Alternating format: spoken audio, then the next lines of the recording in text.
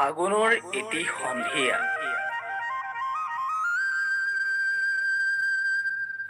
লাহে লাহে আকাশখন চাৰিওফালে ক'লা ডাৱৰে আৱৰি ধৰিলে।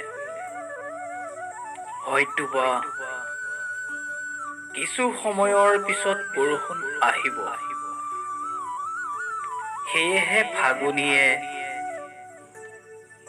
আকাশখনৰ ফালে ঘনে ঘনে চাই ঘৰ খোজে আগবাঢ়িছে।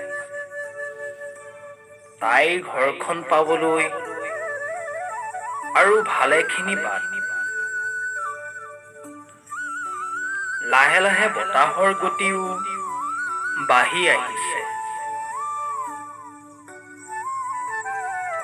দূৰৈৰ পৰা ভাহি অহা শিয়াল আৰু কুকুৰৰ মাতৰ বাহিৰে আন কোনো প্ৰাণীৰ শব্দ নাই। মাজে মাজে মেঘৰ পৃথিৱীক কঁপি উঠা ভয়ংকৰ গৰ্জন। গোটেই পথটো জনহীন মৰিশালীৰ দৰে পৰি আছে। তাই সকলো আওকাণ কৰি ঘৰৰ অভিমুখে ধাৱিত হৈছে, কাৰণ তাই কণমানি কেঁচুৱাটো ঘৰত এৰি থৈ আহিছে।